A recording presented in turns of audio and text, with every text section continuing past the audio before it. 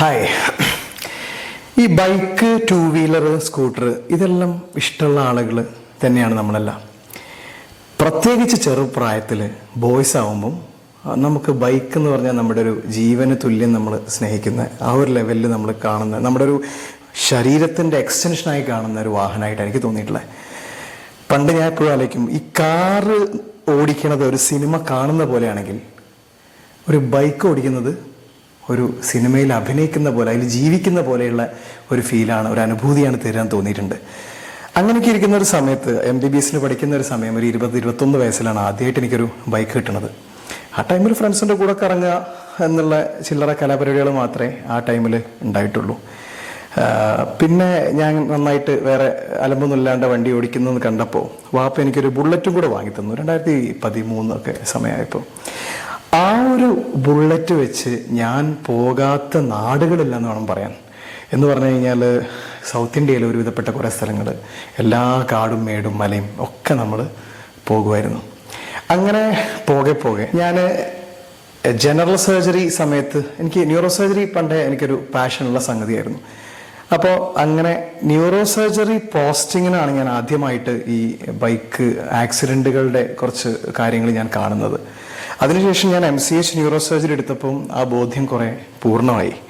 പറയാൻ വന്നത് എന്താണെന്ന് വെച്ചാൽ, നമ്മൾ സാധാരണ ഞങ്ങൾ ന്യൂറോ സർജൻസിന് ഏത് നട്ടപ്പാതിരിക്കും വരുന്ന ഒരു ആക്സിഡൻറ്റ് കോൾ നമ്മൾ എക്സ്പെക്റ്റ് ചെയ്യും.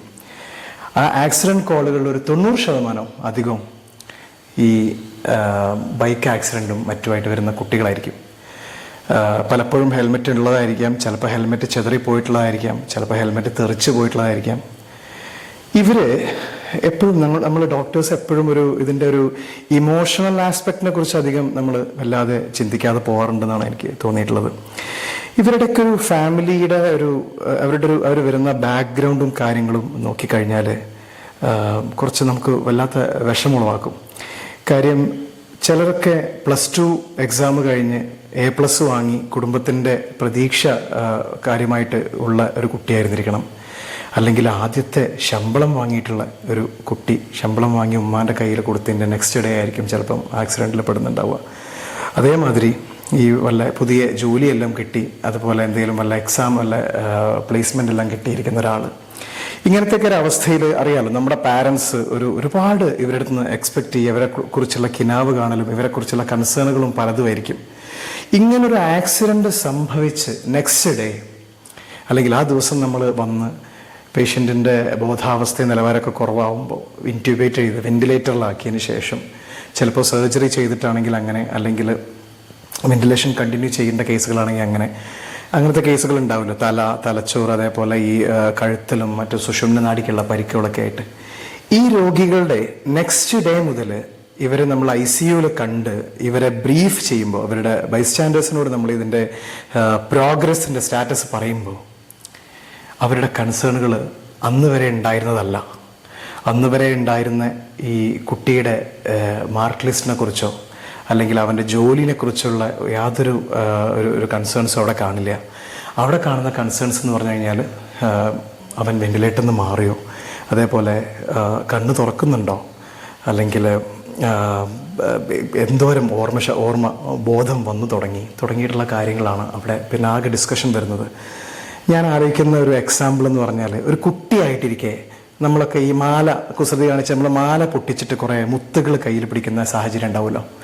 ആ മുത്തുകൾ നമ്മുടെ കയ്യിലൊരു കുമ്പിളിൽ ഇരുന്നിട്ട് അത് നിലത്തേക്ക് വീണ് കഴിഞ്ഞാൽ അതെല്ലാം ചെതറി അത് പോകുന്നുണ്ടാവും. കുറേ സോഫയുടെ അടിയിൽ, കട്ടിലിൻ്റെ അടിയിൽ, കപ്ബോർഡിൻ്റെ അടിയിൽ.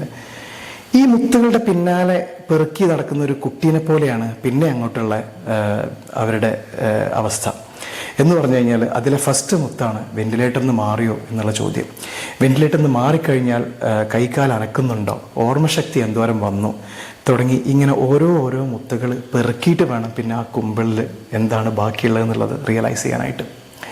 അപ്പോൾ ഞാൻ പറഞ്ഞു വന്നത്, നമ്മൾ ഒരു ഫുൾ കുമ്പിൾ മുത്തുമായിട്ടാണ് നമ്മളൊക്കെ നടക്കണേ. നമ്മളെ ഹെൽത്ത് നമ്മൾ അത്രയും കരുതേണ്ട ഒരു സാധനമാണ്. അപ്പോൾ ആ കുമ്പിള് മുത്ത് നിലത്ത് വീഴാണ്ട് നോക്കാൻ വേണ്ടിയിട്ടുള്ള എല്ലാ മുൻകരുതലുകളും നമ്മൾ എടുക്കേണ്ടിയിരിക്കുന്നു. ഇപ്പോൾ ഈ ബൈക്ക് ഒരു മോശം വാഹനമാണ് എന്നല്ല ഞാൻ പറയാൻ ഉദ്ദേശിച്ചത്. ബൈക്ക് ഓടിക്കേണ്ട സാഹചര്യങ്ങൾ നമുക്ക് വേറെ വണ്ടിയില്ലെങ്കിൽ ആകെ നമുക്ക് ബൈക്കാണ് അഫോർഡ് ചെയ്യാൻ പറ്റുന്നതെങ്കിൽ നമുക്കത് ഓടിക്കേണ്ടി വന്നേക്കും. ബൈക്കൊരു മെജോറിറ്റി ഓഫ് ദ ആക്സിഡൻസ് അതായതുകൊണ്ട് ഞാനത് ആ എക്സാമ്പിൾ എടുത്ത് പറഞ്ഞു എന്ന് മാത്രമേ ഉള്ളൂ. ഏത് തരമാണെങ്കിലും നമ്മൾ ഏത് തരം ആക്സിഡൻ്റ് ആണെങ്കിലും നമ്മൾ മാക്സിമം അതെല്ലാം അവോയ്ഡ് ചെയ്യാനുള്ള കാര്യങ്ങൾ ചെയ്യേണ്ടിയിരിക്കുന്നു. ഇപ്പോൾ എനിക്ക് ഈ നമ്മുടെ ഒരു ശരീരം, നമ്മുടെ ഒരു മനുഷ്യൻ്റെ ശരീരം എന്ന് പറഞ്ഞാൽ 10 മുതൽ 20 km/h സ്പീഡിലുള്ള ഒരു ആഘാതം ഏൽക്കാൻ വേണ്ടി മാത്രം സജ്ജമായിട്ടുള്ള ഒന്നാണ്. അതിൽ കവിഞ്ഞ് നമ്മുടെ ടെക്നോളജിയുടെ അഡ്വാൻസ്മെൻറ്റ് കാരണമുള്ള ക്രാഷുകൾ സംഭവിക്കുമ്പോൾ അവിടെ കൈവിട്ടു പോകുന്നത് പ്രതീക്ഷകളാണ്. അപ്പോൾ വേണ്ട മുൻകരുതലുകൾ എടുക്കാൻ നമുക്കറിയാലോ. നമുക്ക് ഈ പറയുന്ന ഹെൽമെറ്റ് നിർബന്ധമാക്കിയതും എല്ലാം ഇതിൻ്റെ ഭാഗമാണ്. ഒരു ഹെൽമെറ്റിന് പൈസ കൊടുക്കുമ്പോൾ പിശുക്ക് കാണിക്കുന്ന നമ്മൾ ബൈക്കിന് നമ്മൾ വാങ്ങാറുണ്ട്. ബൈക്ക് നമ്മൾ എത്ര ക്യാഷും കൊടുത്ത് വാങ്ങും. പക്ഷേ ഹെൽമെറ്റ് നമ്മളൊരു വെറും 600-700 രൂപയുടെ ഹെൽമെറ്റ് വാങ്ങി അഡ്ജസ്റ്റ് ചെയ്യാനുള്ളൊരു പ്രവണതയാണ് സാധാരണ കാണാറ്. അപ്പോൾ ഇത് ബൈക്ക് സ്ഥിരമായി ഉപയോഗിക്കുന്ന ഏതെങ്കിലും കൂട്ടുകാർക്ക് അല്ലെങ്കിൽ കുടുംബാംഗങ്ങൾക്ക് ഒരു വെളിച്ചാവുമെങ്കിൽ ആയിക്കോട്ടെ എന്ന് വെച്ചിട്ട് ഞാൻ പറഞ്ഞതാണ്. ശരി.